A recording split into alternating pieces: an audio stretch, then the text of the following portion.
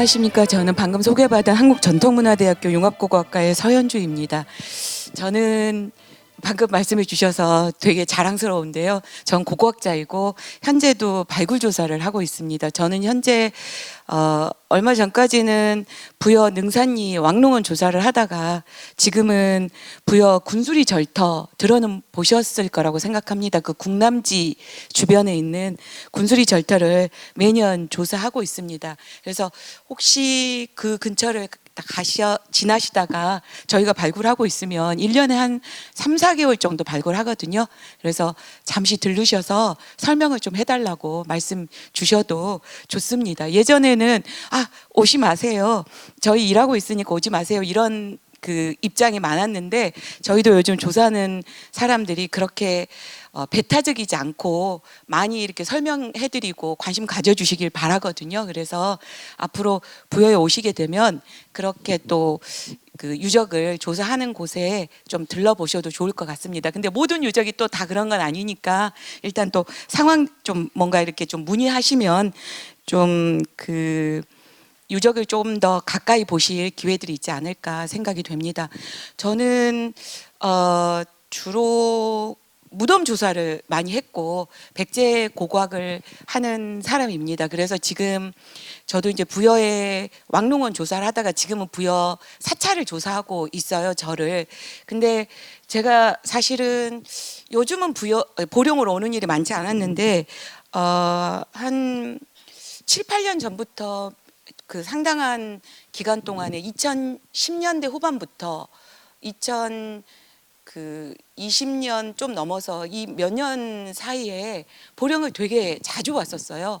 그렇게 오게 된 거는 보령에 그때 명천동 유적이나 이걸 포함을 해서 유적 조사가 꽤 많이 이루어졌습니다. 그래서 보령에 백제 관련 유적이 한 20개 정도 되는데 절반 정도는 2010년 그 후반부터 현재까지 조사된 거라고 할 수가 있습니다. 그래서 사실은 보령의 백제 유적과 유물이라고 제가 말씀을 드리는데 사실은 상당 부분이 무덤 자료들입니다. 물론 제일 많이 알려져 있는 자료는 아마 성주사지일 것 같은데요. 성주사지는 꽤 일찍부터 발굴이 돼서 사실은 여러 차례 발굴 조사가 돼서 어느 정도 발굴이 좀 마무리가 됐는데 이런 그 외의 지역에서 백제 유적은 주로 무덤이 조사가 되고 그 외에 다른 종류의 유적들은 별로 조사가 안 된 편이거든요. 그러다 보니까 보령의 말씀을 드리려고 하면 백제는 무덤을 중심으로밖에 말씀을 드릴 수밖에 없는 상황입니다. 보령의 백제 무덤 조사가 될 때 저도 이제 그 유적에 자문 같은 걸 하면서 많이 오게 됐는데 그때의 자료들이 많이 추가가 돼서 보령에 대해서는 그래도 어느 정도 이 보령의 백제 때의 상황이 어떻다 이런 걸 좀 말씀드릴 수 있게 됐다라고 할 수가 있습니다. 일단은 보령은 청동기 시대부터도 유적이 되게 많았습니다. 그래서 보령에 백제 유적도 많지만 이 고대 유적은 그러니까 고려 시대 이후가 아닌 그 이전 단계의 유적은 구석기 유적도 조금 있고 신석기 유적도 조금 있지만 상당 부분 그 청동기 시대 유적이 많습니다. 그러니까 뭐 고인돌 같은 거나 돌관 무덤이나 이런 것들이 되게 좀 많은 편이고요. 근데 워낙 또 최근에 백제 유적이 많이 조사가 돼서 백제 유적의 수가 더 많아지게 된 상황이 된 것 같습니다. 그래서 그 청동기 시대를 빼면 백제 유적이 되게 많은 상황이긴 하지만 아까 앞에 말씀드린 것처럼 주로 무덤이다 보니까 무덤을 중심으로 이게 어느 정도 말씀드릴 수밖에 없는 상황인데 아까 청동기 시대와 백제 그 사이에는 마한이라는 단계가 있습니다. 아마 많이 들어보셨을 거고 그때의 유적도 상대적으로 그렇게 현재까지 많이 발견되고 있지는 않습니다. 그래서 아마 그런 유적들이 많이 발견될 거라고 생각하는데 저는 어쨌든 백제라고 하는 게 그 마한 때부터 이어져서 또 백제가 그 좀 더 그 활성화되고 있다 보니까 마암부터 백제까지의 유적들을 소개하면서 보령 지역이 웅진기나 사비기 때 어떠했는지, 공주가 도읍이었을 때 또 부여가 도읍이었을 때 어떠했는지를 간단하게 무덤을 중심으로 소개하는 내용으로 준비를 했습니다. 사실은 제가 보령에는 일찍부터 관심을 가지고 있었는데 실은 보령의 이런 무덤들을 저희 학생이 사실은 이 보령의 박물관의 학예사였어요, 과거에. 그때 열심히 공부해서 보령을 조금 연구하겠다고 하더니 열심히 안 해가지고 이 보령에 대한 이 연구가, 무덤을 중심으로 한 연구가 아직은 조금 아쉽다는 생각을 가지고 있습니다. 그래서 앞으로 좀 더 연구가 될 수 있을 정도로 사실 중요한 자료들이 나오기도 한 상황인데요. 보령의 유적을, 이 보령이 조금 남북으로 길잖아요. 보령의 유적을 점을 좀 찍어본 것입니다. 현재까지 발견된 유적이 이런 정도가 지금 백제 유적이 발견이 됐고요. 실은 저 노란색으로 표시한 게 마한 유적입니다. 그러면은 마한 유적은 한 4개, 5개밖에 아니고 백제 유적은 사실 저 오른쪽 중간 정도에 있는 게 성주사지입니다. 그러니까 성주사까지 포함을 해서 한 그 15개 정도의 유적이 있는 거고, 그리고 마한 유적은 지금 보시는 것처럼 한 4곳 정도가 확인이 된 상황입니다. 그러니까 다른 마한이 있었던 곳들은 마한 유적이 훨씬 많이 조사가 되거든요. 근데 이렇게 이 보령 지역은 이상하게 백제 유적은 되게 많은데 상대적으로 그거에 비해서 마한 유적이 많지 않는 또 상황이어서 되게 또 조금 그런 부분은 이례적이기도 합니다. 왜 마한 유적이 여기저기 많이 남아 있냐면 백제 유적 정도가 돼버리면 무덤도 지금 무덤 만드는 곳에 무덤이 만들어집니다. 그리고 집들도 지금 집 만들어지는 곳에 집이 만들어지다 보니까 우리가 그 유적 조사가 좀 안 되는 상황들도 있게 되기도 하는데요. 다만 이제 무덤 조사는 되는 거죠. 근데 마한 단계 유적은 많이 발견되는 이유가 그 집이나 무덤이 지금 우리가 무덤을 만들고 집을 만드는 곳들이 아닌 곳에 있는 게 많아서 지금 반 만들어질 곳들에가 무덤이나 집들이 있습니다. 그러다 보니까 더 많이 발견되는 사례가 많았어요. 근데 이상하게 보령은 백제 유적에 비해서 이렇게 그 마한 유적이 상대적으로 많지 않습니다. 근데 그럼에도 되게 중요한 유적들이 조사가 됐어요. 그래서 보령은 제가 이제 제가 마한백제 전공자인데 그런 수업을 하면서 꼭 소개하는 유적이 보령에 있기도 합니다. 그래서 보령에 그런 유적들도 좀 소개하고 백제 때는 어떠했는지 무덤으로 간단히 좀 말씀을 드리겠습니다. 이 유적은 지금 2018년에 보고서가 나왔으니까 아마 2015년, 16년에 조사된 유적입니다. 명천동이니까 지금 시내에 있는 유적이고, 이렇게 보시면 이렇게 잘 뭐 다 페인트로 흰색으로 색깔만 칠해놓은 것 같지만 여기에서 나온 요 자료는 요 마한의 무덤 자료입니다. 근데 이 자료는 제가 동그라미를 해놨는데 이 자료거든요. 이 자료인데 이 무덤이 딱 하나만 조사가 됐습니다. 사실은 그 청동기 시대부터는 무덤이 조금 더 이 단체로, 그러니까 이 집단을 이루면서 나오고 있거든요. 지금 우리 무덤 만드는 것처럼.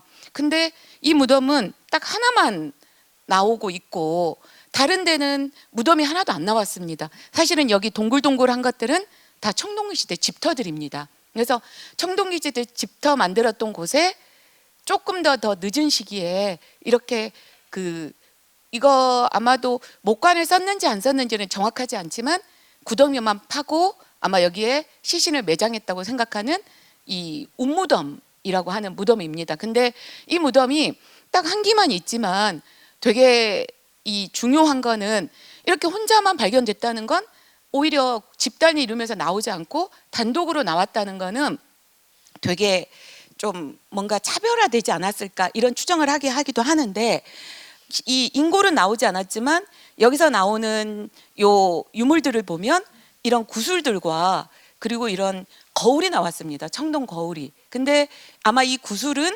목걸이처럼 이런 장식용이었을 거고요.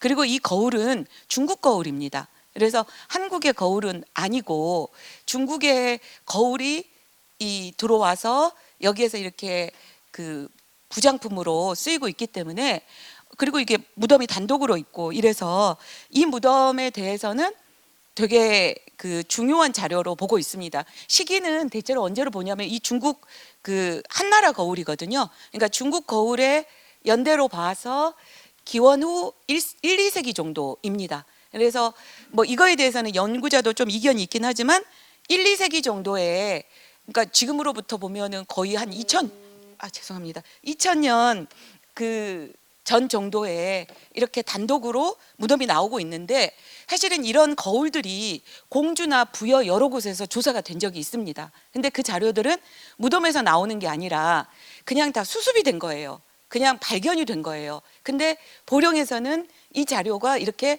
무덤에 딱 들어가 있어서 나오다 보니까, 아, 이렇게 이것들이 이런 그 운무덤에서 부장품으로 쓰였구나. 아마 공주, 부여, 뭐 익산 이런 곳들의 중국 거울들을 받아들여서 마한의 수장들이 무덤에 부장품으로 쓰지 않았을까 추정하는데, 이렇게 무덤에서 발견이 됐다는 점이 되게 보령의 마한 유적 중에서는 중요한 자료이기도 합니다.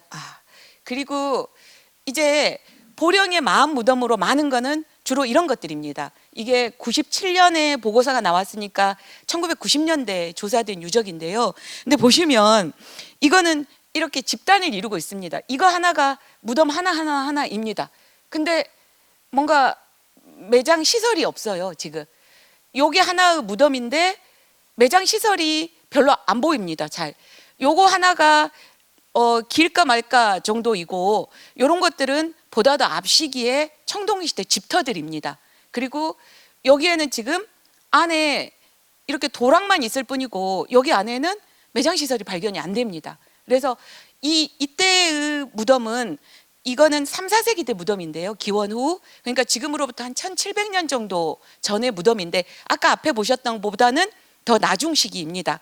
근데 이때는 무덤이 이렇게 집단을 이루면서 나오고 있고 완만한 구릉에 나오고 있고, 근데 이 무덤에 보면 이렇게 도랑으로 둘러져 있으니까 아마 작은 분이 있었을 거예요. 봉분처럼. 근데 매장 시설은 안 보인단 말이에요. 그러다 보니까 지금같이 땅 속에 매장 시설이 있는 게 아니라 조금 더 얕게 파서 매장 시설이 있고 거기다 분을 씌워놨는데 이제 많이 삭평이 돼버려 가지고 현재 이렇게 안 남아 있는 모습이기도 합니다.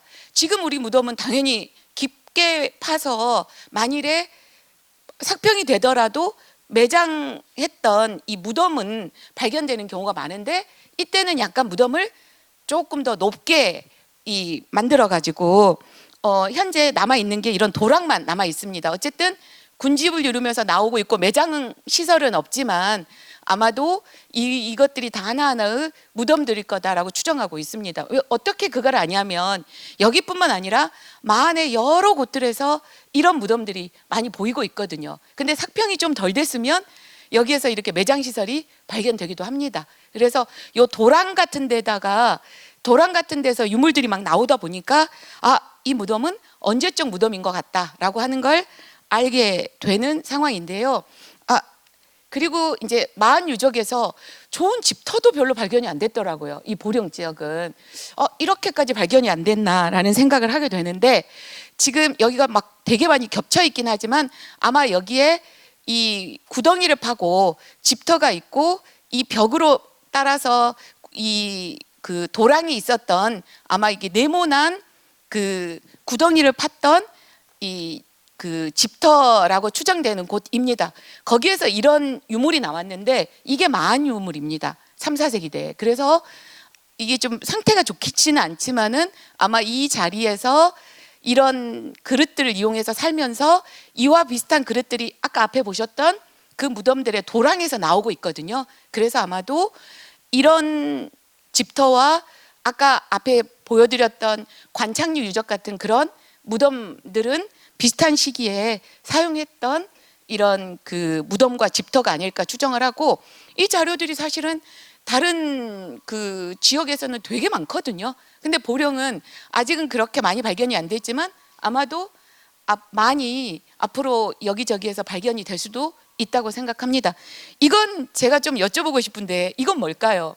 다른 데는 별로 안 나오는데 이런 유물이 나왔습니다. 여기에서 약간 추처럼 보이기도 하고, 그래서 이 중에는 그물추도 있고, 보령이 해안가잖아요. 그래서 아마 그물추도 있고, 또 뭐 약간은 그 뭔가 이렇게 매달 수 있는 요 돌로 만들어진 거거든요. 그래서 그물추를 포함을 해서 아마도 그 돌로 되어 있는 그 무게를 재는 것들이라든지 그렇게 다양하게 쓰지 않을까라고 추정하고 있는데, 다른 데서 마한유적에서는 그렇게 사례가 많지는 않습니다.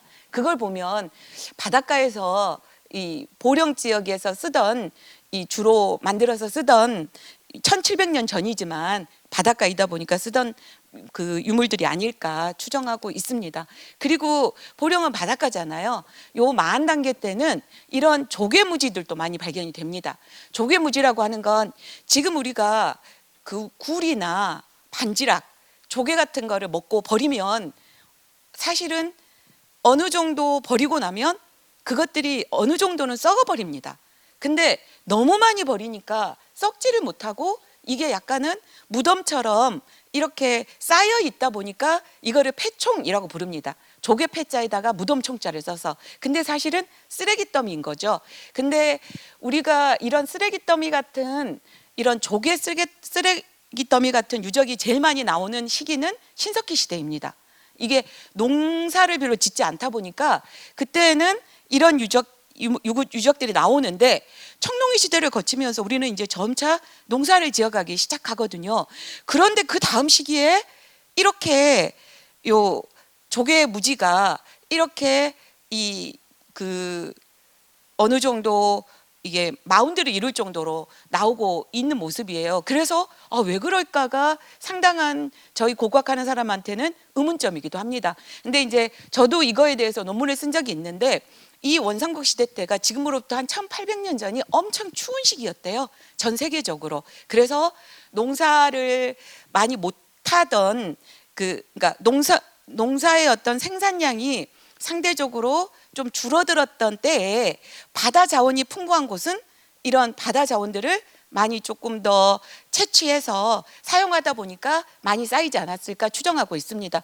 그러다가 그 이후에는 조선시대가 되면 또 폐총이 여기저기에 좀 있습니다. 근데 원삼국 시대만큼 많이 쌓이진 않아요. 이 마한 시대만큼 많이 쌓이진 않아요.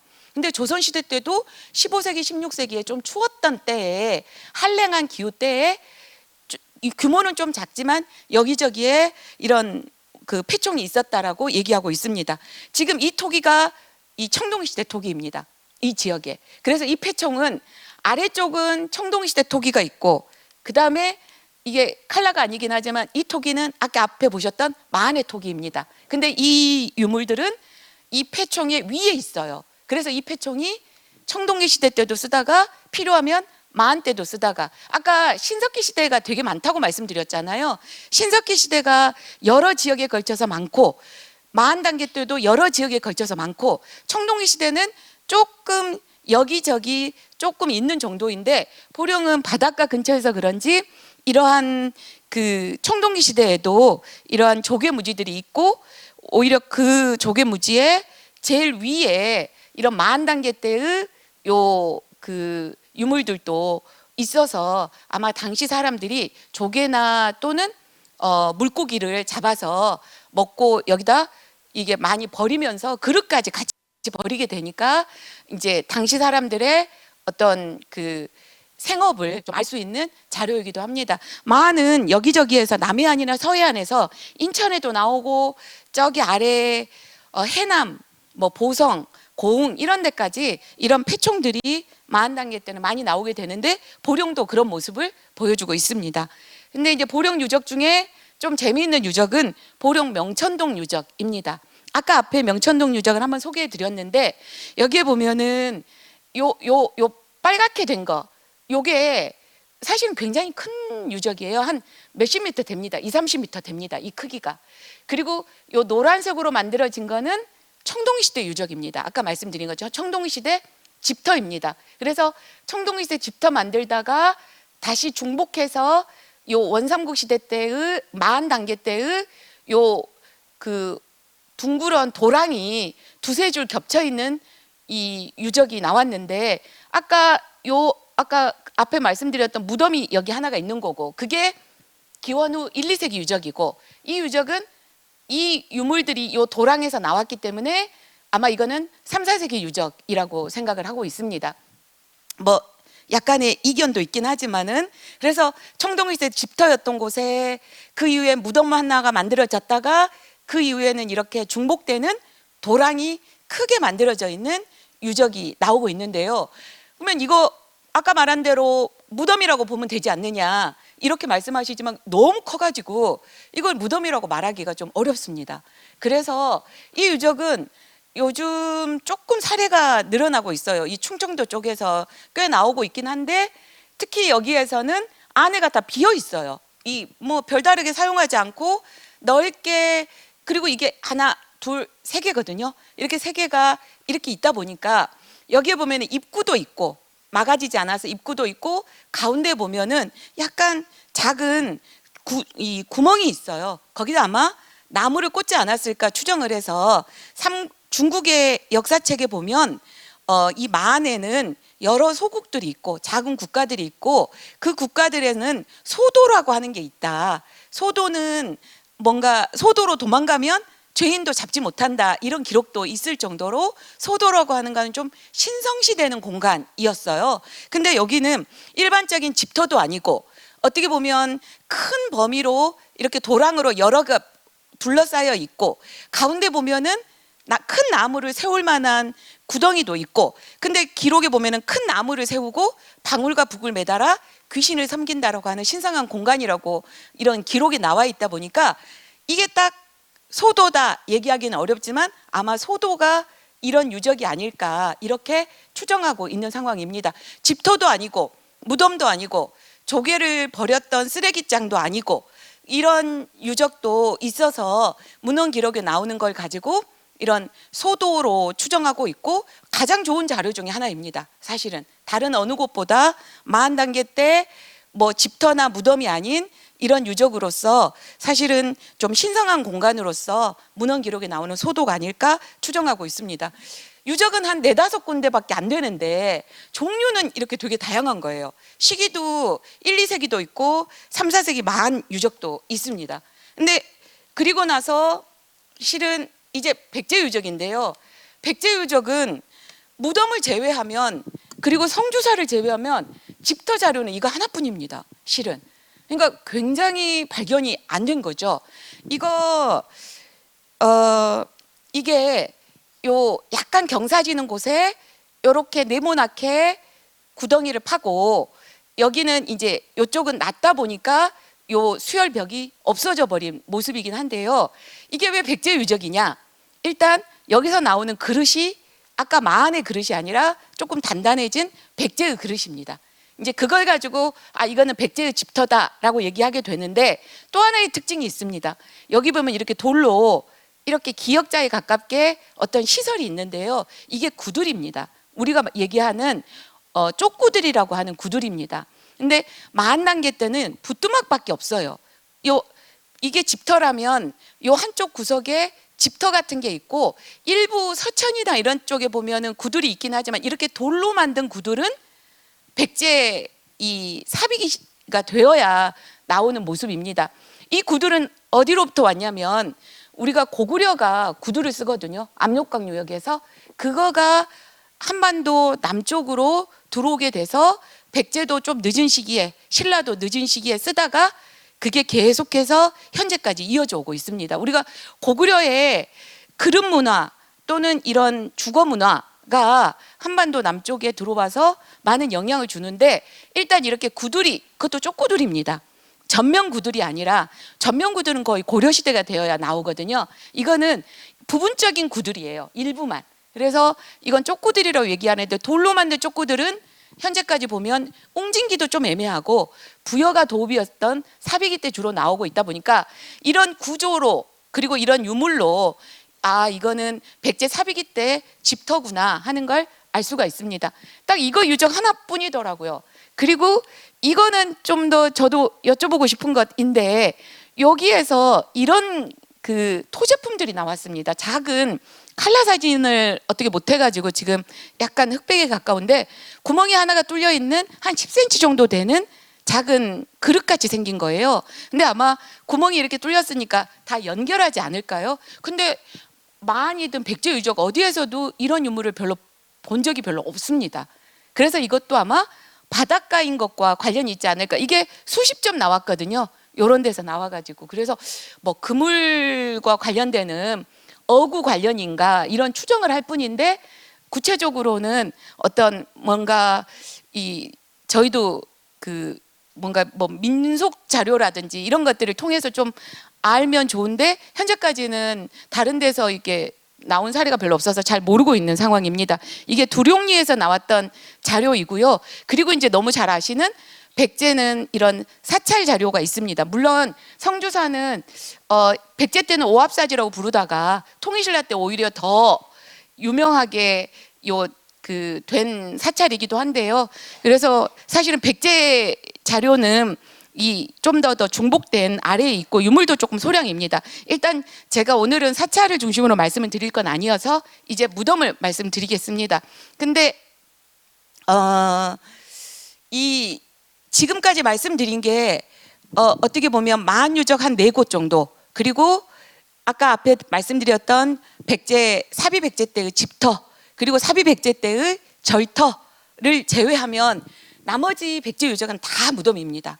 근데 문제는 저는 이제 백제의 보령 지역의 무덤이 크게 보면은 지역이 조금 갈라지는 것 같아요. 그래서 이제 그렇게 좀 갈라왔는데요. 북쪽과 남쪽으로 좀 갈라진다고 생각이 됩니다. 근데 문제는 한성백제 때의 자료가 잘 안 보여요, 현재까지는. 그러니까 아까 말씀드린 것처럼 마한 때의 자료도 있고, 그리고 제가 한 15개 정도의 이 백제 무덤 자료가 나온다고 말씀을 드렸는데 그 무덤 자료는 한 80%는 다 사비백제 때 자료입니다. 그리고 웅진백제 때의 자료가 조금 있고 현재까지 보기에는 아직 한성백제 때의 자료가 별로 안 나옵니다. 그래서 이거를 어떻게 이제 보령과 백제의 관계를 어떻게 설명해야 될지가 좀 문제이긴 한데요. 일단은 북쪽과 남쪽으로 좀 나누어서 특징이 있어서 그걸 좀 말씀드리겠습니다. 이거는 보령의 명천동 유적입니다. 보령의 명천동이면 이 시내 이 지역이죠. 근데 이거는 되게 옛날부터 조사가 됐는데요. 여기가 여기 분 같은 있는 무덤이고 여기가 이렇게 돌방을 만들어 놓은 곳이고 거기서 나온 관못, 그리고 여기는 귀걸이, 금제 귀걸이들입니다. 근데 매장 시설 안에 이렇게 유물이 별로 많이 나오지 않았어요. 그리고 여기가 무덤 길이어서 무덤 길로 들어가면 여기 안에 매장을 하고 또 추가로 매장을 할 수 있는 그런 그 추가장이 가능한 돌방 무덤입니다. 근데 지금 제가 가져온 자료가 이렇게 집단을 이루고 있는 무덤들 중에서 비교적 이르다고 생각하는 무덤 2개만 가져왔는데 보령 지역은 명확한 특징이 하나 있습니다. 그 분에 지금 보시는 것처럼 분 안에 돌들이 되게 많이 들어가 있어요. 이건 다른 데서는 그렇게 많이 보이는 이 모습이 아닙니다. 그래서 이제 당연히 돌방 무덤이야 이렇게 그 돌로 만들지만 분은 그냥 흙으로 만들거든요, 주로.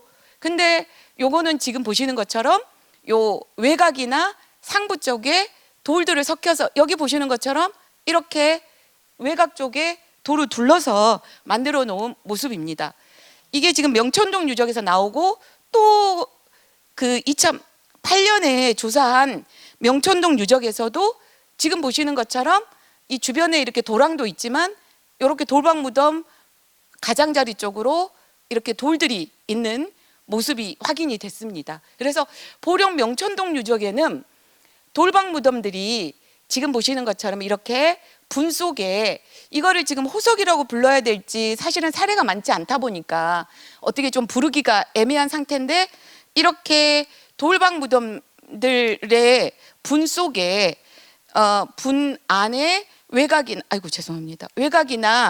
또는 그 상부 쪽에 이렇게 돌로 이 분이 함께 흙과 함께 이루어졌다라고 하는 특징이 있습니다. 근데 보령이 어디나 다 그러냐? 그거는 아닌 것 같습니다. 이 특징은 보령 북부 쪽에서 나타나는 특징이라고 생각이 됩니다. 이게 지금 조사를 하면서 여기는 이렇게 분이 있는 곳이고 무덤이 있는 곳이고 지금 분은 다 없어진 상태고 여기 안에가 지금 뭐 이렇게 파괴가 돼서 이렇게 뭐 구멍들이 있는 모습인데요. 지금 보시는 것처럼 무덤이 다 이렇게 작은 조금 큰 부분이긴 하지만 판돌이 아니라 이런 깬돌들로 만들고 있는 모습이기도 합니다. 이게 백제의 특징적인 돌방 무덤인데 지금 보시면 이게 지금 백제 공주와 부여에서 발견되는 무덤 자료들입니다. 이거는 공주에서 발견되는 요 웅진동이라고 하는 공주 남쪽의 돌방 무덤인데 위가 다 날아가 버려가지고 이런 무덤 길과 여기 지금 무덤 방이 이렇게 있는 모습인데 비슷하지 않으신가요? 아까 명천동에 있었던 거랑 요게 네모나 가지고 좀 비슷합니다. 근데 부여로 오게 되면 이 자료들은 이렇게 판돌을 가지고 만드는 자료가 주류를 이루고 있어서 아까 그 명천동 고분의 자료는 요 돌방 무덤이 네모나기도 하고 그리고 또 지금 보시는 것처럼 이렇게 깬돌들로 만들고 있어서 공주거랑 조금 비슷한 모습이기도 합니다. 그리고 이제 아까 뭐라고 말씀을 드렸냐면 분에 돌들이 섞여 있다고 말씀을 드렸는데요. 지금 보시는 여기 자료는 무덤이 저 안에 있고 아래에 있고 분은 다 흙으로만 만들어 놓은 고분입니다. 이거 부여 능산리에 있는 사비백제 때의 무덤인데요. 무덤이 저 아래 지하에 있어요. 근데 아까 앞에 보신 자료에서 조금 눈치를 채셨을지 모르겠는데 생각보다 무덤이 꽤 위에 있습니다. 저 아래 지하에 있는 게 아니라. 근데 이런 특징은 아까 마한의 무덤이 주로 지하에 있지 않고 상대적으로 무덤이 조금 더 반지하나 내지는 지면에 있어서 많이 상평됐던 모습하고 연결되는 곳이기도 합니다. 그래서 백제의 그 돌방 무덤의 무덤 위치하고는 조금 차이가 있습니다. 그렇더라도 무덤의 어떤 형태나 이런 구조적인 부분은 이 돌 모양이나 이런 것들을 보면 오히려 공주 거랑 비슷합니다. 그래서 좀 시기를 올려보고 있는데요. 아까 관못 보셨을 텐데 백제 돌방 무덤의 또 하나의 특징은 이렇게 관못이나 관고리가 발견이 돼서 목관을 사용했다라고 하는 걸 알 수 있는 특징을 가지고 있습니다. 삼국시대 중에서 백제하고 고구려는 목관 사용을 어느 시기가 되면 합니다. 근데 신라는 늦게까지 목관 사용을 안 하거든요. 그러니까 그것도 뭔가 국가들마다 차이인데 이거는 이제 백제에서 가장 좋은 목관입니다. 무령왕릉 목관이어서 이렇게 관고리들만 남아있고 목관은 다 썩어버려서 이 부분적으로 남아있는데 복원을 하면 이렇게 오칠을 한 목관으로 복원이 되고 있는데 그리고 여기는 지금 무령왕릉의 부부 합장된 모습입니다. 아까 앞에 명천동 자료나 이런 자료를 보셔서 거기에 보면은 이런 관고리가 나오기도 하지만 관못들이 여기에 쓰일 만한 관못들이 나와서 어쨌든 백제는 돌방 무덤을 쓰면서 목관을 쓰는 게 백제의 주된 특징인데 보령 명천동에서도 그런 부분들이 확인되기도 합니다. 그러면 이렇게 분의 돌방 무덤인데 분의 돌들을 사용한 무덤이 또 어디에 있느냐를 보면 이거는 고흥 자료입니다. 고흥이나 해남에 이런 자료들이 있습니다. 근데 요즘 고흥이나 해남도 발굴을 엄청 많이 하고 있거든요. 마한문화권이라고 해서 여기에 가서 보시면 지금 고흥에도 고분이 한 20기 정도 발견이 됐는데요. 대부분 다 사비기 고분입니다. 근데 돌방 무덤인데 이렇게 외곽이나 또는 내부에 돌을 쓰고 있고 여기도 마찬가지입니다. 그리고 매장시설이 저 지하에 있는 게 아니라 조금 위로 올라와 있고 해남에서도 이런 게 나오고 있습니다. 지금 제가 이제까지 본 자료 중에서는 해남, 고흥, 그 다음에는 보령입니다. 그러니까 전라도 쪽에서 나오고 있는 것과 함께 요 아까 보셨던 보령 명천동 그 자료가 되게 이 충청 지역에서는 되게 드문 자료인 거예요. 그래서 이거를 제가 예전에 해남하고 고흥을 고분해 가지고 발표한 적이 있어서 이 지역은 왜 그럴까라는 걸 설명해야 됐었는데 사실은 설명을 잘 못했습니다. 돌이 많아서 썼을까? 왜 썼을까? 근데 신라가 또 돌을 많이 쓴단 말이에요. 가서 보시면 신라 그 왕릉원, 대릉원에 가서 보시면 적성목각분이라고 해서 돌들을 쓰기도 하고 외곽에 돌을 돌려놓거든요. 그래서 고흥의 경우에는 신라랑 연관해서 썼나 이런 추정을 한번 한 적이 있는데 보령 때문에 그 추정을 내려놓을 수밖에 없었습니다. 보령이 신라랑 연관된다고 할 수는 없잖아요, 백제 때. 그래서 일단 해안가를 따라서 서해안, 남해안에 지금 이런 것들이 주로 사비기에 또는 웅진기 때 이렇게 나타나는 모습입니다. 이걸 제하면 대부분은 다 흙으로만 만들어집니다. 이게 아까 보셨던 그 웅진동에 있었던 것처럼 요게 지금 공주 왕릉원, 무령왕릉이 있는 공주 송산리의 요 돌방 무덤들인데 지금 보시는 것처럼 이렇게 아까 명천동 자료처럼 네모난 자료들입니다. 근데 혹시 눈치채셨을지 모르지만 아까 명천동은 무덤길이 가운데 있었어요. 근데 지금 여기 왕릉원에 있는 것들은 대부분 이렇게 요 한쪽으로 치우쳐 있는데요. 지금까지 무덤들 중에 제일 비슷한 자료는 요거입니다. 요게 이 돌방 무덤이 이렇게 깬돌로 만들어져 있고 네모났고 가운데 무덤길이 있는 나주 송제리 1호분이라는 고분은 요거는 다 이렇게 흙으로 직경 한 20m 정도, 지름 20m 정도의 요 큰 고분인데 이런 고분이 비교적 요 형태는 비슷한 것 같아요, 돌방 무덤이. 그리고 부여합정리에도 이 부여합정리면 어디냐면 저희 학교 있는 데입니다. 부여읍내에서 바로 금강 건너서인데 여기도 보면 네모나게 돌방 무덤이 있고 가운데 이렇게 있는 모습이기도 합니다. 그래서 사실은 저 명천동 고분군이라고 하는 저 특징적인 자료는 이런 자료들을 보면 지금 봐서는 요것들은 웅진기 말이나 사비기 초 이거는 웅진기로 보여집니다. 그래서 아까 그 명천동 자료는 아마도 빨리 올라가면 웅진기 후반 또는 사비기까지도 내려올 수 있는 자료라고 생각이 되는데 저는 한 웅진기 말 정도로 보여집니다. 왜냐하면 공주과랑 좀 비슷하고 또 비교되는 이런 그 자료들이 대체로 그 나주나 부여나 여기저기 있는 자료들에서 어쨌든 이 전라도보다는 부여나 공주랑 가깝잖아요. 그래서 조금 더 일찍부터 나타났을 가능성이 있다라고 생각이 됩니다. 그래서 사실은 비교적 이 자료가 보령에서는 비교적 빠른 백제 무덤 자료인 거예요. 그래서 이 자료의 연대를 어떻게 보느냐에 따라서 백제하고 보령 지역에 어떤 관계가 나오다 보니까 연대를 조금 다양하게 언급하고 있긴 한데 제가 보기에는 웅진기 전반으로 보기는 좀 어렵고 웅진기 후반 정도가 아닐까, 6세기 정도가 아닐까 이렇게 추정이 됩니다. 그리고 이 무덤도 마찬가지로 이게 분이 이렇게 높은 이유는 이게 약간 높은 곳에 있는데 무덤이 저 지하에 있는 게 아니라 조금 더 높게 있다 보니까 이렇게 무덤이 높은 거예요. 그래서 그런 것들도 다 기본적으로 통하는 무덤입니다. 사실 나주 송제리 1호분이라는 이 무덤은 거의 무령왕릉급의 유물이 나왔어요. 저 나주에 있는 것이긴 하지만 그래서 되게 주목받았던 유적인데 보령 명천동에서는 유물이 되게 안 나왔습니다. 그래서 원래 돌방 무덤은 추가장이 가능하거든요. 다시 매장하는 게 가능합니다. 무령왕과 무령왕릉 왕비처럼 왕 죽고 나서 3년 뒤에 매장하는 것처럼. 그러다 보니까 오히려 추가장을 하게 되니 그 도굴하기도 더 쉽고 그리고 부서지기도 더 쉽고 그리고 사실은 이 돌방 무덤을 쓸 때에는 이제는 부장품을 그렇게 많이 넣어주지 않게 되거든요. 왕릉은 많이 넣어주기도 하지만 그래서 일단은 이런 자료들로 보면 명천동 자료는 조금 중앙하고는 다른 특징도 가지고 있긴 하지만 공주 쪽이나 다른 특징도 있지만 기본적으로는 그 단계가 아닐까 추정이 됩니다. 잠시만요. 이게 연지리 유적입니다. 연지리면은 보령 북쪽에 해당이 되는 곳인데요.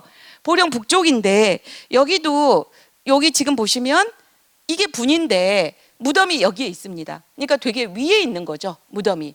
그래서 여기도 마찬가지로 이렇게 분이 있으면서 매장 시설이 저 지하에 있는 게 아니라 위에 있는 무덤들이 있고, 이 무덤은 완전 네모난 게 아니라 어떻게 보면 약간 긴 네모입니다. 그래서 조금 시기가 조금 더 떨어져서 이거는 무조건 사비기 무덤인데, 여기도 지금 이런 관못들이 나오고 있습니다. 잠시만요.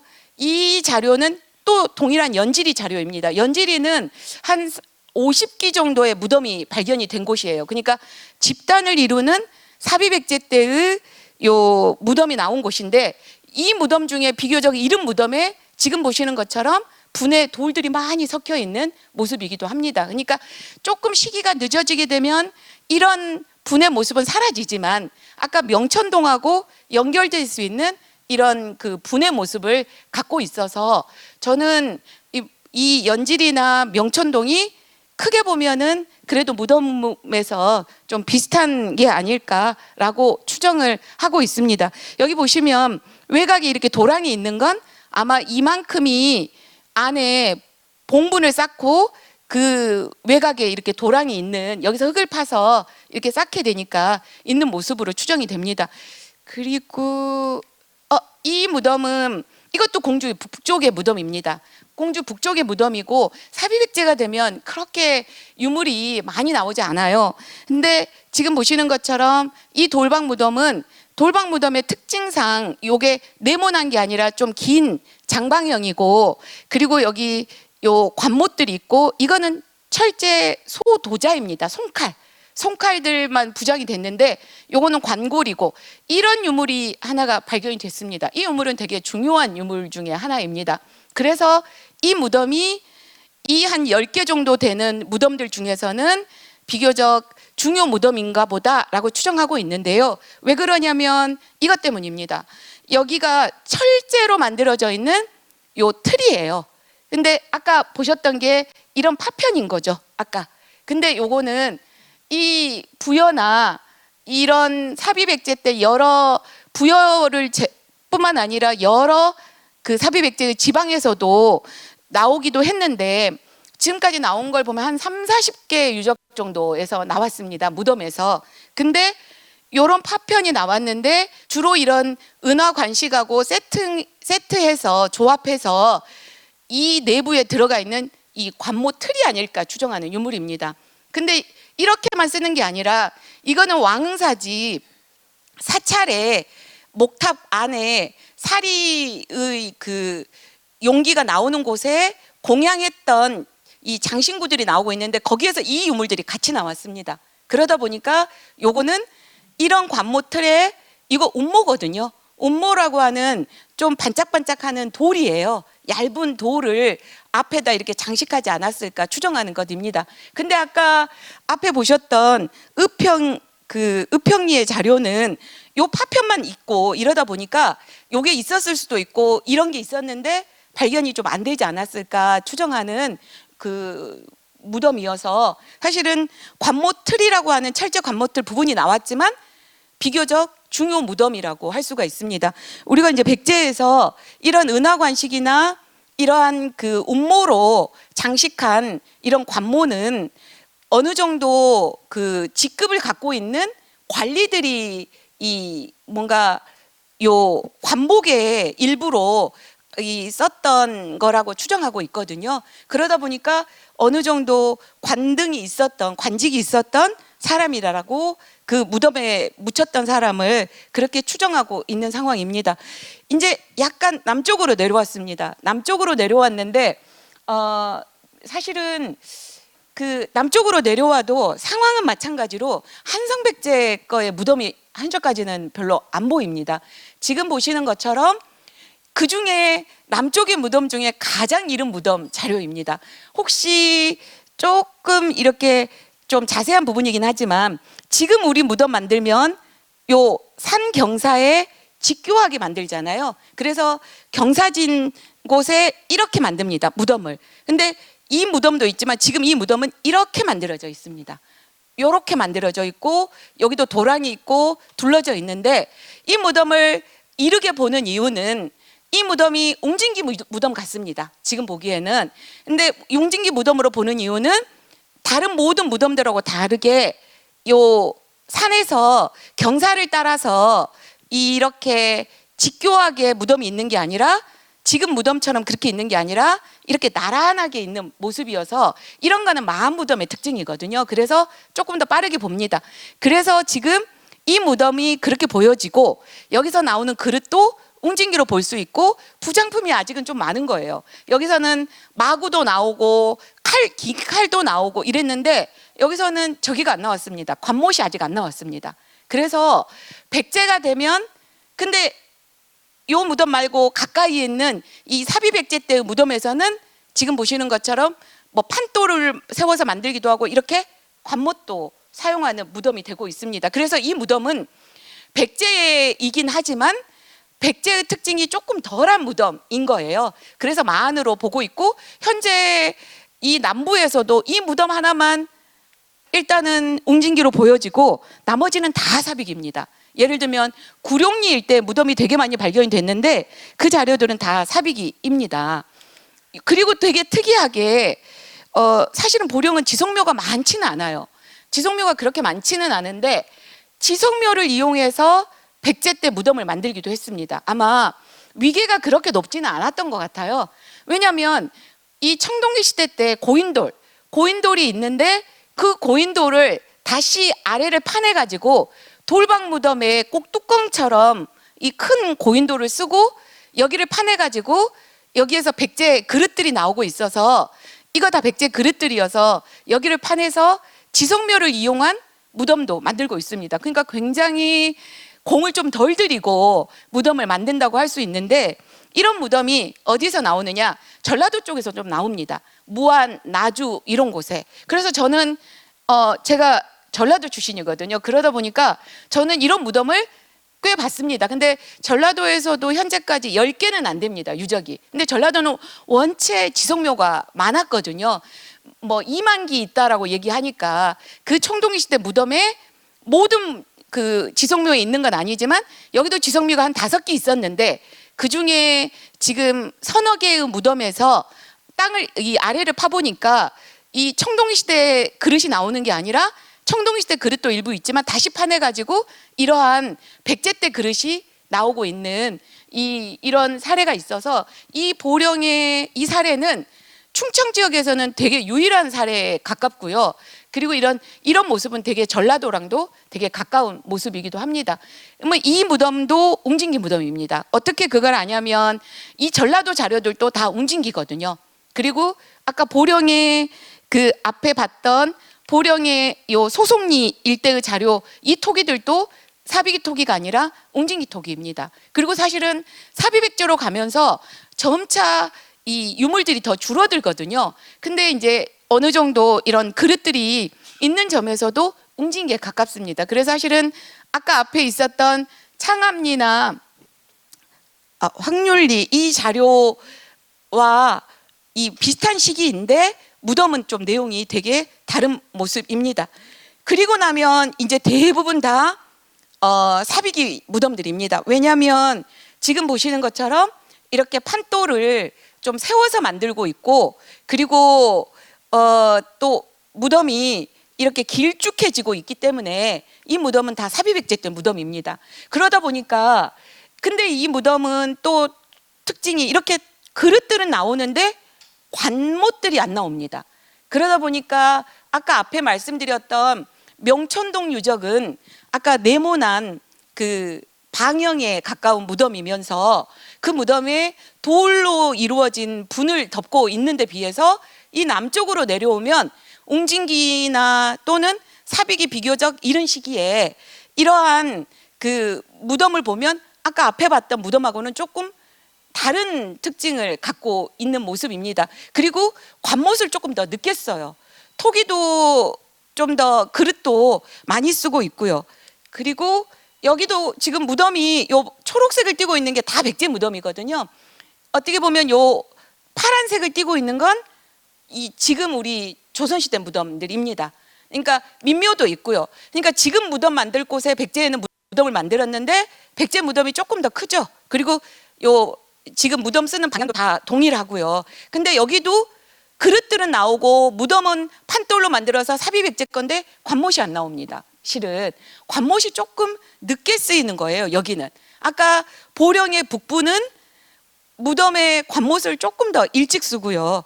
그리고 여기는 이제 관못을 씁니다. 조금 더 사비백제 때도 후반으로 가면서 지금 보시는 것 같은 관고리도 쓰고 뭐 이런 모습인데요. 여기에는 또 조금 특이한 유물이 또 하나가 있습니다. 청동으로 만든 허리띠 장식입니다. 이 허리띠 장식도 중요 유물입니다. 그러니까 보다 더 백제화가 됐어요. 관못을 썼다라는 점 때문에. 근데 이 허리띠 장식은 지금 부여의 능산리나 뭐 일부 지방 여러 곳들에 보면 은이나 청동으로 만들어져 있는 이런 허리띠 장식들이 확인이 됩니다. 이것도 관복의 일부예요. 아까 은 관식이나 이런 것들처럼 관복의 일부입니다. 은이 시기가 더 빠르고 위계가 높고 청동으로 만든 게 위계가 조금 더 떨어지고 시기도 늦습니다. 근데 아까 보셨던 앞에 이 자료는 청동이다 보니까 이거 7세기 자료로 추정하는 것이기도 합니다. 아마도 유기물질로 되어 있는 요 끈, 그 천으로 되어 있는 게 여기에 다 연결이 돼서 아마 이렇게 이 연결을 한 관복의 허리띠일 거라고 추정합니다. 그러니까 관복을 입은 사람이라는 거죠, 이 무덤은. 근데 요게 두 개 다 아까 앞에 봤던 은하 관식이라고 하는 게 관장식이라고 하는 거랑 같이 나오는 무덤들도 있고 요거만 나오는 무덤은 조금 더 위계가 떨어집니다. 근데 요 자료도 나와서 보령의 이 남쪽에도 어느 정도 관직을 가진 사람이 있구나라고 하는 걸 알 수 있습니다. 유물이 그렇게 많이 나오진 않았는데 중요 유물들이 나와서 그래도 어느 정도의 특징을 알 수가 있는데요. 여기도 요 구룡리 유적입니다. 저는 구룡리는 되게 시골 같은데 요즘 백제 고분이 엄청 많이 조사가 돼서 요 배수된 것까지 있고 무덤 길이 있고 여기에 돌방이 있는 모습이고 이렇게 판도를 세워서 주로 이렇게 세워서 만든 무덤입니다. 여기에 지금 보면은 목관 그 관고리가 있어서 목관 사용했다는 걸 알 수 있는데 여기에 보면은 요 방추차입니다. 그러니까 직물 짜던 요 방추차여서 방추차가 나오면 여자 무덤이라고 생각합니다. 그런데 대부분의 이 백제 때의 돌방 무덤은 혼자 매장되기도 하지만 부부가 같이 들어가거나 가족이 들어가거든요. 그러니까 남자도 들어가고 여자도 매장됐구나 하는 걸 알 수 있는데요. 요런 그 구룡리에는 이런 사비백제 때의 무덤도 있고 뭐 위계가 되게 다양한데 좀 독특한 또 이런 자료가 있습니다. 이거는 예전 77년에 조사된 돌방 무덤은 이 되게 좁아져 가지고 요 판돌은 아니지만 사비백제로 보여지고 토기도 다 사비백제 때 것입니다. 세발 토기라든지 요런 병이라든지 이런 것들은 다 사비백제 때의 토기인데 되게 독특한 자료가 하나 나왔어요. 여기는 관못이 없습니다. 관못이 없고 요게 뭐냐면 머리 베개 같은 것입니다. 그러니까 이런 베개가 있다는 이야기는 뭐냐면 관못을 안 쓰고 목관이 아니고 그대로 시신을 여기다 눕혀서 이 매장했다는 것인데요. 그런 자료는 주로 어디에서 나오느냐? 신라에서 나옵니다. 고구려 백제는 대체로 보면 목관을 씁니다. 그리고 나주에서도 7세기 때 자료인데 이렇게 요 석침이 나오고 관못이 하나도 안 나오는 돌방 무덤이 있기도 합니다. 그래서 요런 근데 요거는 돌로 만들었잖아요. 신라도 주로 돌로 만드는데 보령 거는 흙으로 만들었어요. 그래서 토제 두침이라고 얘기합니다. 머리 받침. 그래서 이 두침이라는 자료는 뭐를 이야기해 주나? 아직 보령의 남부는 어느 시기까지는 목관을 안 쓰는 무덤도 많았다라고 하는 걸 알려주는데 나주도 전라도에서 되게 늦게까지 이런 목관을 안 쓰는 지역색이 강했던 곳입니다. 큰 온관 쓰고 했던 곳이잖아요. 근데 전라도라고 해서 지역마다 다 목관을 안 쓰는 건 아닌데 유독 이렇게 토착색이 강했던 지역들에서는 늦게까지 이렇게 그 돌 베개를 쓰고 있는데 보령의 돌 베개 그 흙으로 만든 베개는 호소 지역에서는 유일한 자료예요. 그리고 백제에서도 돌로 그 흙으로 만든 베개 자료는 유일한 자료입니다. 나주하고 아까 이 보령의 이 자료가 아주 대표적인 목관을 안 쓰는 늦게까지 목관을 안 쓰는 자료라고 할 수가 있습니다. 그리고 여기는 두 사람이 이렇게 매장이 됐던 모습도 보여주고 있고 뭐 이런 모습입니다. 요 2019년에 보고서가 나왔으니까 구룡리에서는 요 산 여기저기에서 한 125기 정도의 백제 무덤이 조사가 됐었는데요. 그 무덤에서 이제 이 보령에서 제일 중요한 유물이 하나가 나왔습니다. 이건 지금 여러 무덤들이 이렇게 군집을 이루면서 산에 여기저기에 있는 모습이고, 요 돌의 모습이나 구조로 보면 이 무덤은 사비백제 때의 무덤입니다. 그리고 여기 보시는 것처럼 흑백이긴 하지만은 은하 관식하고 요 귀걸이입니다. 이런 유물들이 나왔고, 관못도 쓰고 있고, 토기들도 백제 토기들인데요. 요 무덤은 2명을 매장한 게 아니라 3명을 매장했습니다. 여기 쓴 것처럼 동쪽에는 남자, 서쪽에는 어린이, 가운데는 여자. 근데 여기 요 아들이라고 할 수 있을지 모르겠습니다. 나이로 보면 인골이 여기서 남아 있어서 인골 분석을 했더니 남녀나 나이를 알 수 있었습니다. 그러니까 2명만 들어간 게 아니라 거의 가족처럼 이렇게 들어간 모습으로 나오기도 했는데, 이 무덤에서 아까 이 자료가 나왔습니다. 이 자료입니다. 은으로 만든 은화관식입니다. 그리고 백제에서는 여기저기에서 이런 은화관식 자료가 나왔어요. 사비백제 때. 뭐랑 제일 비슷하신가요? 요게 제일 비슷하죠. 요거 자료는.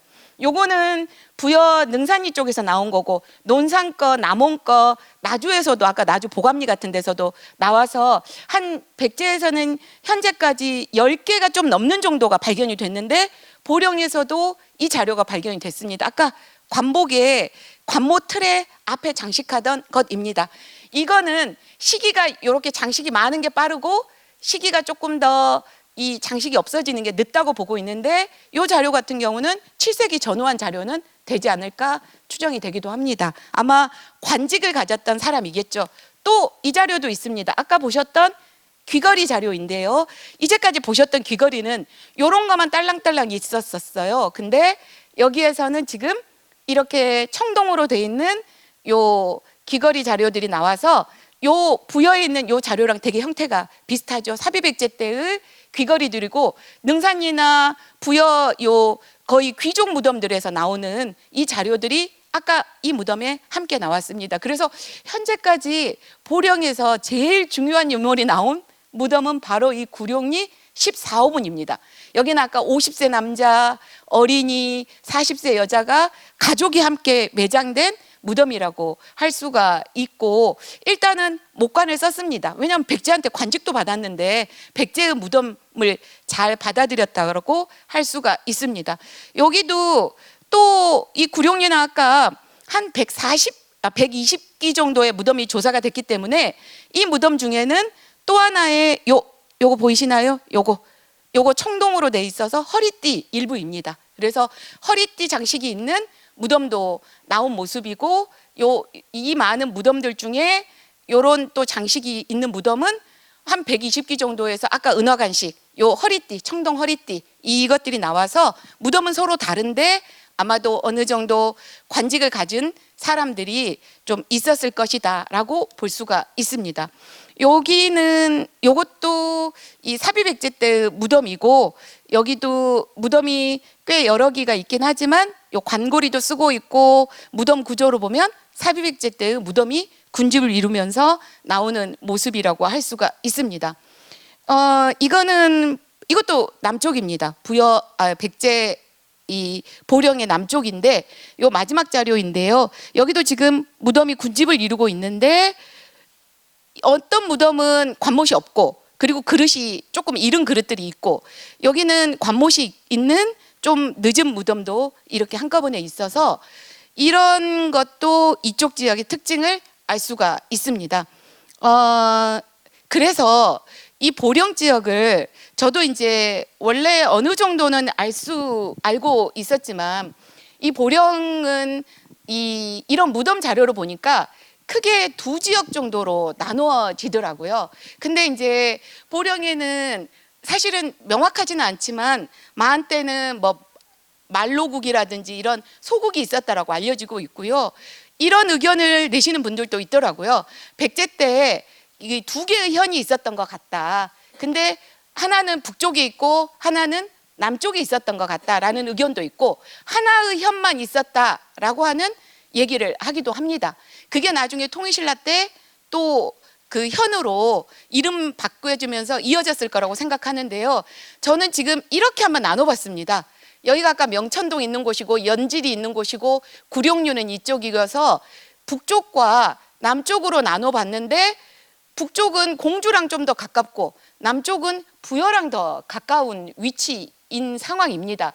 그리고 두 지역의 무덤은 비슷한 듯하지만 확실히 좀 다른 특징이 있다라고 추정했기 때문에 아마 요 명천동을 중심으로 그리고 요 구룡리 일대를 중심으로 북쪽과 남쪽은 이 약간의 어떤 그 현이 좀 달라졌을 수도 있겠다 이런 생각이 들었습니다. 왜냐하면 아까 명천동 연지리 쪽은 분의 돌이 섞여 있는 무덤이면서 웅진백 그 공주의 무덤들하고 비슷한 무덤들이 일찍부터 웅진기 후반부터 들어오는 거고 요 남쪽은 목관도 되게 늦게 쓰고 그리고 막 그 돌 베개를 쓰면 그러니까 그 토제 베개를 쓰면서 목관도 늦게 쓰고 그리고 분이 돌로 되어 있는 무덤도 아닙니다. 그리고 또 뭔가 이쪽에 있는 무덤처럼 네모난 그 웅진 공주에 있는 웅진 백제 때의 무덤도 아니거든요. 그러다 보니까 요 지역으로 두 곳으로 나눌 수 있다라는 생각이 들고 여기는 공주 때 이 좀 더 무덤의 영향을 받다 보니까 공주 무덤하고 비슷하면서 목관도 더 일찍 쓰는 거고 백제의 영향으로 이쪽은 조금 더 늦게까지 요 그 사비백제가 되더라도 목관을 안 쓰면서 공주 무덤하고는 차이가 있고 오히려 부여 무덤하고 더 비슷한 것들이 많은 것 같다라고 추정이 됩니다. 근데 또 하나 보령에 있어서 좀 궁금한 점은 아까 말씀드린 것처럼 해남이나 고흥하고도 통하는 부분들이 있고 그리고 나주하고도 아까 이렇게 목관을 안 쓰고 베개를 쓰는 그런 모습들도 있고 그리고 치송묘를 고인돌을 무덤으로 사용하는 것도 전라도 남쪽하고 좀 유사한 모습을 갖고 있기도 합니다. 물론 이 지역은 서천하고도 가까워요. 그래서 서천하고도 좀 비슷한 모습이 있지만 서천하고도 또 다른 이 특징들이 있기도 합니다. 그래서 일단 또 더 남쪽에 이 전라도 쪽이나 이쪽하고의 관계는 사실은 앞으로 좀 더 연구해야 될 부분인 것 같고 일단 지금으로서는 무덤으로 보자면 웅진기 말부터 사비기 때까지 고분들이 있지만 좀 남쪽 북쪽으로 갈라지는 것 같다. 그리고 또 각각 여기에서도 아까 철제 갑모틀이 나왔고 여기에서도 은하관식이나 또 이런 허리띠 장식들이 나와서 각각 관직을 갖고 있는 이 지역의 이 세력들이 있었던 어떤 이 구분이 어느 정도 가능하다. 이런 점에서 보령의 고분은 이런 그 현들을 비정하는 게 사실은 지명을 가지고 보통 하고 있거든요. 그리고 이게 꼭 맞으라고 할 수는 없지만 나중에 보면은 통일신라 때 이 지명이 또 이게 비슷하게 변해가니까 그런 것들로 비정을 하고 있는데 적어도 2개 정도의 어떤 그 현 구분은 가능할 수도 있겠다. 무덤이나 이런 것들로 봤을 때. 다만 조금 더 북쪽이 공주에서 좀 더 가까운 지점이라든지 이런 걸 보면 더 일찍부터 이 공주 세력과 공주 영향을 받으면서 보다 더 일찍 그 백제에 더 가까운 모습이 되고 남쪽은 좀 더 이 지역의 특징을 강하게 갖고 있다가 나중에 사비백제가 되면서 조금 더 늦게 백제의 여러 그 사비백제 때 영향을 받지 않을까 현재까지 고분 자료는 그런 모습이지 않을까 이렇게 추정을 했습니다. 여기가 성주사지거든요. 그래서 성주사는 어떻게 보면은 이제 이쪽에 좀 더 가까운 이 지점이긴 합니다. 근데 사실은 공주를 북쪽 남쪽으로 나눌 때 성주면 쪽은 남쪽으로 넣는 이 지역 구분들이 있더라고요. 그래서 사실은 성주사는 뭐라고 직접적으로 말하기는 좀 어렵습니다. 근데 성주사도 6세기 때까지 올려보기는 좀 어렵습니다. 지금까지 보면 대체로 사비백제에서 조금 늦은 때이기 때문에 요 성주사는 어찌됐든 부여와 연관이 되긴 할 텐데 뭐 이쪽 지역이라고 해서 공주하고 일찍부터 연관이 되지만 사비백제 때 연관이 없다는 얘기를 하는 건 아니거든요. 아까 관모틀이나 이런 것들은 다 사비백제 때 받은 것입니다. 좀 더 일찍부터 됐다고 얘기하는 거고, 보령의 백제하고 관계에 대해서 이 웅진 초부터 아마 무덤들이 웅진 초부터 백제하고 관련을 가지면서 뭐 어느 정도 보령 지역이 그 백제의 지방으로서 가까운 지방으로서 역할을 했다라는 얘기를 하지만, 제가 보기에 저는 이제 무덤 전공자고 토기 전공자이기도 해서 현재까지로 보면 사실은 웅진기 이른 시기까지 올려볼 무덤이 별로 없습니다. 그리고 한성기 자료도 없고 대체로 보면은 현재까지 나온 자료는 주로 웅진기 후반이어서 이게 이제 조금 더 앞으로 자료들이 추가되면 시기를 조금 더 메꿔 가기도 하겠지만 5세기는 좀 어렵고 6세기 때가 되어야 백제의 자료들이 현재까지 자료로 보면 있는 것 같고, 앞으로 더 발견될 수도 있겠지만은 뭐 이거를 현재의 내용상에서는 뭐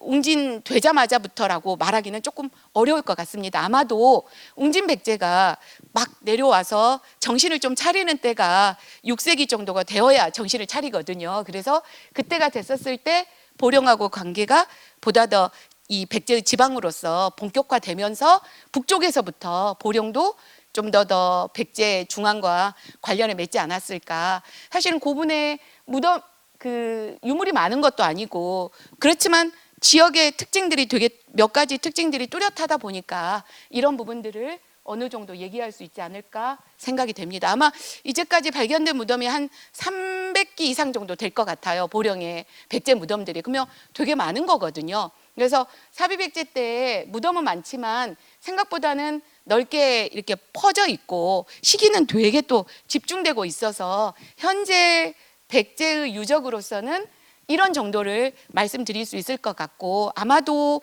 마한이나 또는 한상백제 때의 유적들이 조금 백제하고는 좀 다른 모습이지만 백제의 조금 더 지방이지만은 이 지역의 성격을 많이 갖고 있는 이런 유적들이 많지는 않아도 앞으로 발견될 거라고 생각합니다. 근데 현재 사비백제 때의 유적으로 보자면 아마도 이 지역의 특징을 마한의 특징을 많이 갖고 있지 않을까 이렇게 추정이 되고, 앞으로 유적들이 더 늘어나게 되면 그런 부분들이 규명되지 않을까 생각합니다. 보령은 유적도 특징이 되게 뚜렷하지만 지방치고 허리띠 장식이나 은화 관식이나 이런 게 되게 여러 점 발견된 건 이 무덤 수에 비해서는 되게 많은 편입니다. 그래서 보령에 이런 백제 좋은 유물들이 많은 게 저는 백제를 공부하는 사람으로서 되게 많이 알려지고 또 그런 유물들이 전시되고 또 많이 알아주셨으면 좋겠다라고 생각하는데, 보령은 또 다른 유적들이나 또 뭔가 홍보하거나 또 여러 또 뭐 그런 것들이 많다 보니까 백제 때의 모습은 조금 더 중시되거나 많이 알려지지 못한 것도 있지 않을까 생각하는데, 충분히 백제 때는 어느 지역 못지않게 이 특징도 뚜렷하고 또 백제의 지방으로서 위세도 상당히 강했다라고 하는 걸 고분이나 뭐 일단 유물이라든지 비교적 좀 쉽게 볼 수 있는 자료로서도 충분하다고 생각이 들어서 그런 것들이 앞으로 보령의 박물관들에도 조금 더 표현되고 전시될 수 있었으면 하는 생각입니다. 이상 한 8시 제가 10분까지 하게 돼 있어서 사실은 되게 어려운 내용입니다. 저희가 무덤을 조사하면 되게 전문적인 말들이 많아서 어려운 부분이라 좀 걱정도 했었는데, 그래도 매주 강의를 들으시는 분들이다 보니까 너무 열심히 또 들어주셔서 되게 감사하게 생각합니다. 이상입니다.